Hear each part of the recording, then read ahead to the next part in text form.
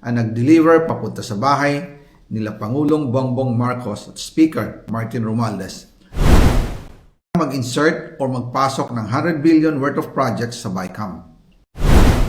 Sana po ay hindi nila ako mapatay bago ko mailabas ang lahat. Ginawa ko lang ang utos sa akin, pero ngayon, handa na akong harapin ang lahat. Ginagamit ng administrasyon ang buong resources ng bansa para tumahimik ako. That he will shoot me if I will talk.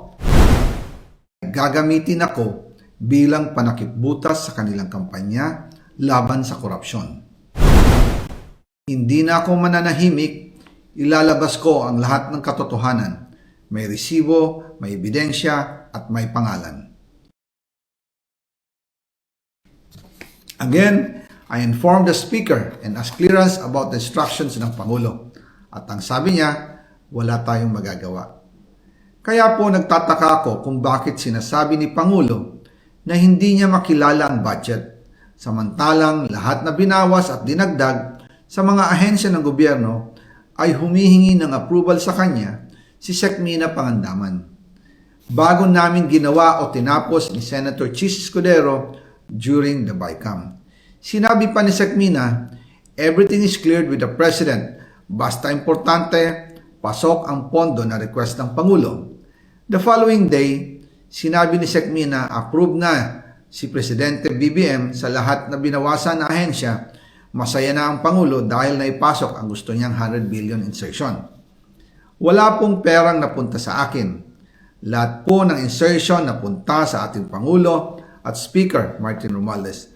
Ako lang at ang aking mga tao, sila Paul Estrada, Mark Tiksay, at ang aking mga security ang nag-deliver papunta sa bahay nila Pangulong Bongbong Marcos at Speaker Martin Romualdez sa North Forbes Park, South Forbes Park hanggang sa Malacanang. Yung mga deliveries po ay merong record ang aking mga tao. Totoo po yung sinasabi ni Orly Gutesa na nag-deliver siya sa Forbes Park. Totoo din po ang sinasabi ni Orly Gutesa na nag-deliver siya sa Malacanang nung siya ay nasa Senado. Para mapatunayan ang mga litrato na deliveries ay ilalabas ko po together with this video.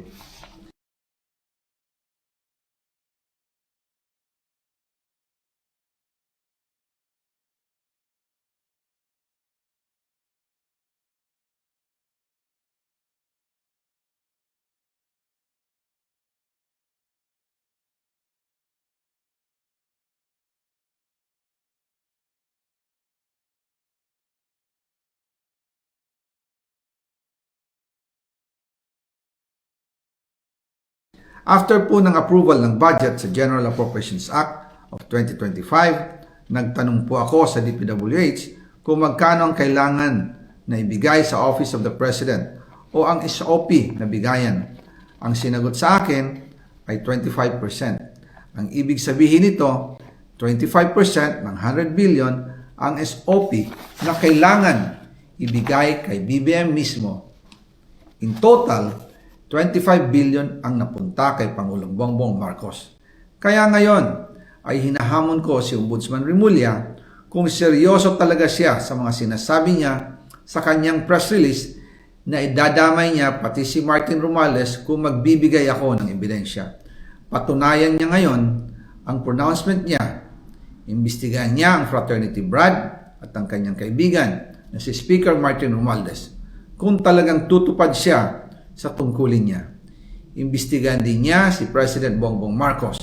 Sabi nga ni BBM nung SONA, let's do it right at mahiya naman kayo, hindi po ba? Nananawagan din po ako sa Senado na imbestigahan ang 100 billion insertion ni Presidente. Alam ko po na hindi gagawin ni Ombudsman Remulla ang hamon ko.